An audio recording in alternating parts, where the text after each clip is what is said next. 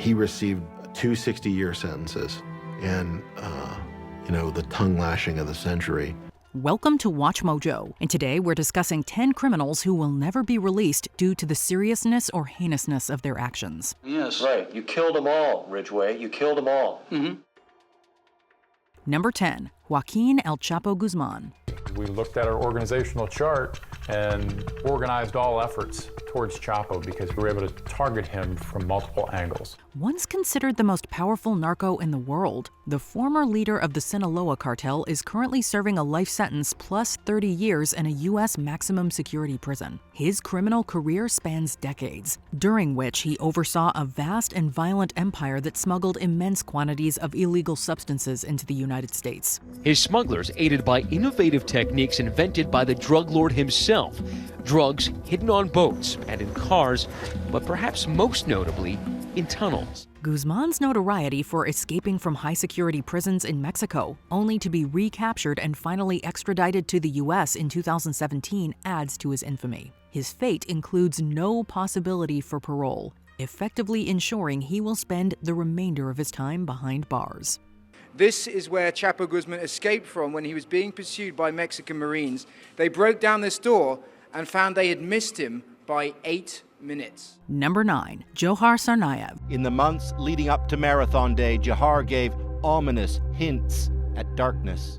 A key figure in the Boston Marathon bombing in 2013, which resulted in the tragic loss of 3 lives and injured hundreds. Johar Tsarnaev will be imprisoned for the rest of his days. The attack, one of the most shocking acts of violence on American soil in recent history, led to a massive manhunt culminating in Tsarnaev's capture. In 2015, he was convicted on 30 charges, including conspiracy and use of a weapon of mass destruction leading to death. While his death sentence is still being appealed, his imprisonment underscores the severe consequences of perpetrating acts of terror and highlights the justice system's commitment to holding individuals accountable for endangering public safety and security.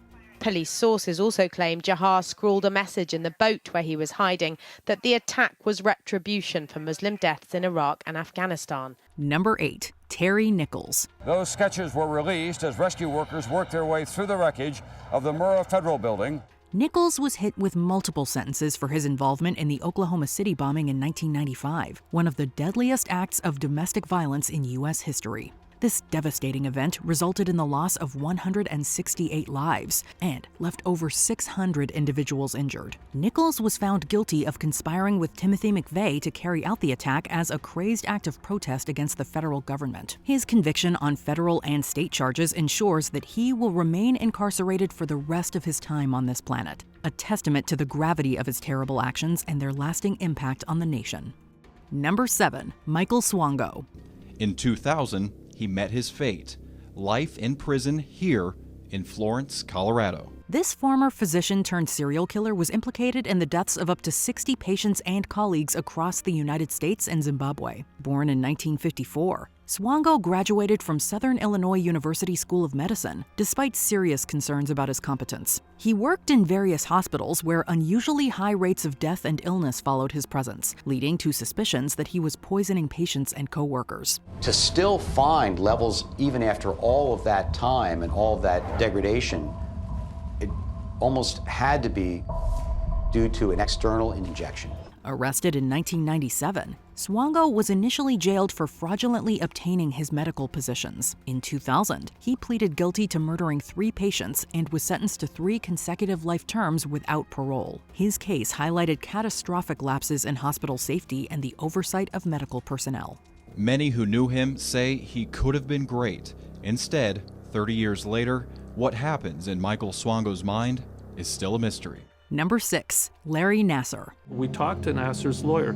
First thing he said was, you know, this is a very important man and you're potentially going to ruin his reputation here.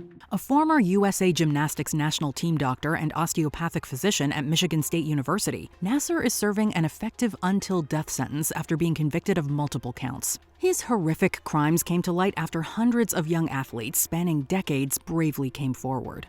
I'm so horribly sorry that this was like a match that turned into a forest fire out of control.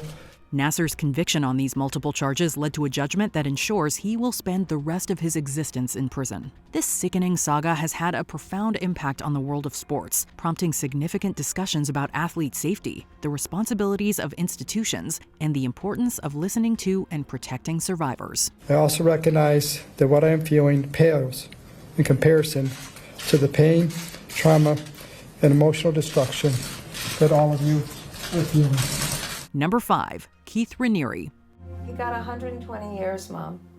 Who lives to that long? Nobody, that's the point. The founder of Nexium, a company that purported to offer personal and professional development seminars, received a 120-year prison sentence. Convicted in 2019 on several charges, including forced labor conspiracy and racketeering, Raniere masqueraded as a self-help expert to manipulate, control, and exploit his followers. Every single woman who came forward to tell their horror stories feels vindication. The case against him revealed a disturbing pattern, including the creation of a secret society within Nexium where women were branded with his initials. His conviction underscores the dangers of cult-like organizations and the power dynamics that can lead to exploitation and abuse under the guise of self-improvement. I had the kind of love with Keith that was uneasy because I loved him and I was afraid of him. Number 4. Joseph James DAngelo. As you see on the top there, again, he's moved to a new cell, I believe, and he's got light once again covered with papers. Known as the Golden State Killer, DAngelo was convicted with multiple consecutive life sentences after pleading guilty to 13 counts of murder and numerous other charges. His crimes, committed during the 1970s and 80s, terrorized communities across California. You thought he was quite smart, did you? Oh, yeah. He knew everything about everything that needed to be known about law enforcement. DAngelo, a former police officer, eluded capture for decades until advancements in DNA technology and genealogical research led to his arrest in 2018. His facing justice in 2020 marked the end of a long and harrowing saga for the victims and their families, bringing some measure of closure to cases that had remained unsolved for over 40 years. And I'm really sorry. Everyone I've heard. Number 3. Gary Ridgway. You're an evil, murdering, monstrous, cowardly man.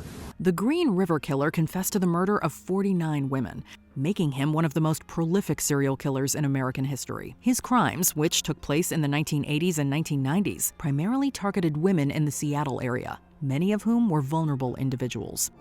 As he approached the door of his truck, Jim Doyen and I got out, and I told him he's under arrest for the murder of several women in King County. In 2003, Ridgway was spared the death penalty in exchange for cooperating with authorities to locate the remains of his victims, ultimately leading to his conviction on 48 counts of murder. His case is notable for the sheer scale of his monstrousness, the years he evaded capture, and the impact of his actions on the families of his victims and the broader community.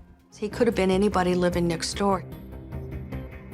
He was anybody living next door. Number 2. Nicholas Cruz. You're only 19, dude. Do you know how many years you had ahead of you? You know how many years you had? Years! The perpetrator of the Marjorie Stoneman Douglas High School shooting in Parkland, Florida in 2018 is doing life without the possibility of parole. One of the deadliest school shootings in U.S. history, it resulted in the deaths of 17 individuals, including students and staff members, and left 17 others injured. I have no forgiveness in my heart for you.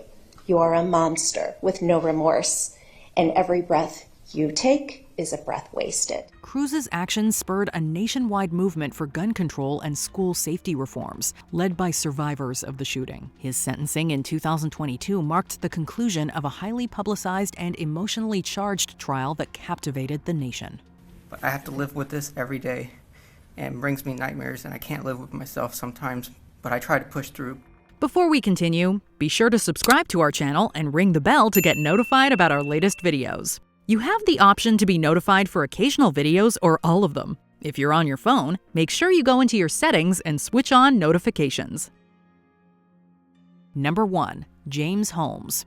The duty judge has made a preliminary determination of probable cause to believe you're committed the offense of first-degree murder, which is a Class 1 felony under Colorado law.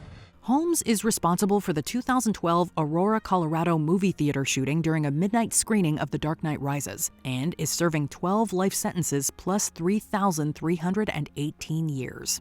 This act of violence, one of the deadliest shootings in U.S. history, resulted in the death of 12 individuals and injured 70 others.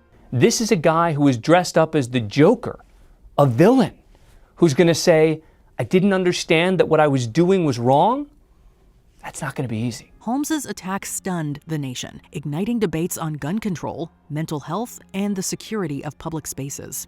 His punishment reflects the magnitude of the tragedy and the lives altered forever by his actions, as well as a grim reminder of the potential for violence in society.